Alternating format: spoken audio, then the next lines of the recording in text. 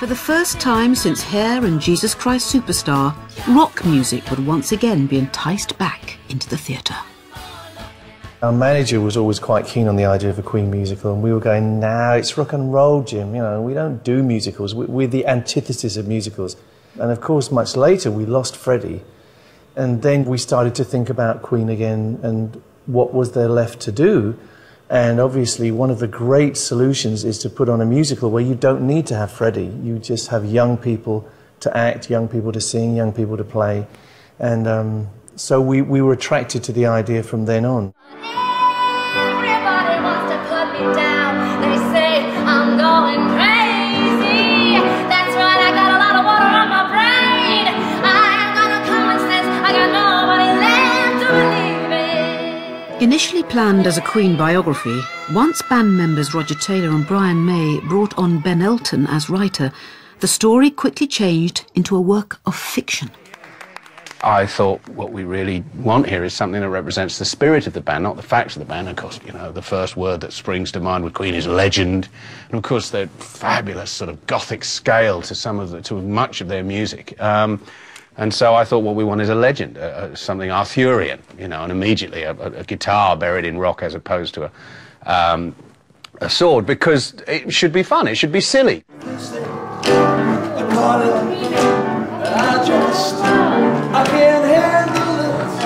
We Will Rock You would tell the futuristic story of a group of youths searching for the legendary guitar that can bring back the power of rock.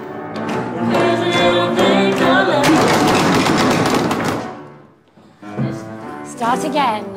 But for choreographer Arlene Phillips, fusing the world of rock with the world of musical theatre was a difficult challenge. I was bringing in a lot of dance until I got to my meetings with Brian and Roger. Roger didn't want any dancing in it at all in the beginning, so there was a pretty difficult place for her to start. Try and keep it very real, very sort of misshapen and real, like real people are doing these things. The music was the most important part of the show,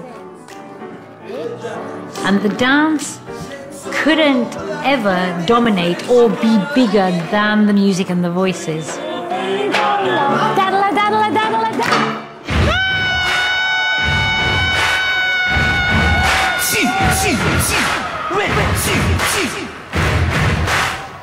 We Will Rock You wanted to keep its rock credentials in the world of musical theatre.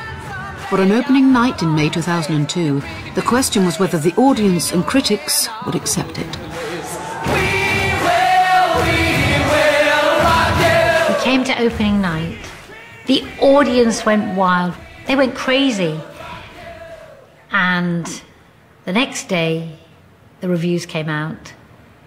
Possibly the worst reviews ever written about any show, ever, anywhere.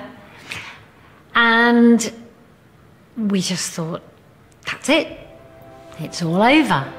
Who wants to live forever? The critics critics hammered us, and it was very reminiscent of how we'd been hammered as Queen in the very early days and sort of trivialised. Very expensive to buy a ticket for the theatre. And if your newspaper, which you kind of trust, says, you know, it's just awful, it's worse than awful, don't go, it's really, it's evilly awful, it's genuinely wickedly bad, you must not go and support this. You know, it's kind of hard to say, well, I'm still going to spend, you know, £40 and the taxi and the meal. And so after the reviews, our box office was shredded. The following day, ticket sales were slashed by up to 50%. But jukebox musicals have an advantage over normal musicals: a pre-existing fan base. Luckily, we had this incredibly strong word of mouth, because that's what matters. People come to the theatre, and if they have a good time, they go, oh, I got to come back, I got to bring my friend, I got to bring my mum, I got to bring my son, you know, and that's what's happened with We Will Rock You over the years. Just a poor boy, nobody loves me. He's just a poor boy from a poor family, sharing his life from his monstrosity. Jukebox musicals can also benefit from their rock connections.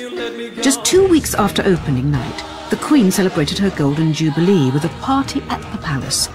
In a PR coup, playing alongside the royalty of rock was the entire cast from We Will Rock You.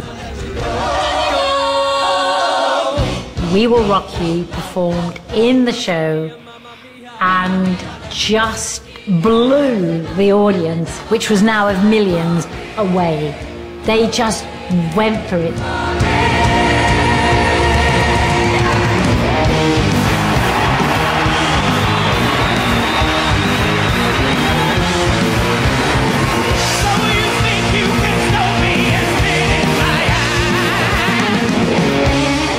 From that moment on, it hasn't looked back.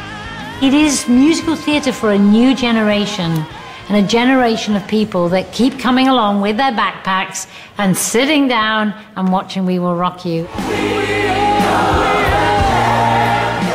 Part rock concert, part theatre, the Jukebox musical has found a new audience. But the one thing it hasn't always found is the respect of the critics. The phrase the jukebox musical, which tends to be used in a derogative sense, I don't see why it should be. Theatre used to be where people came for their pop music. Before radio, before records, you went to the theatre. Now, I don't think it's such a bad thing that pop music is coming back to the theatre. And I think it's a wonderful development when it's good.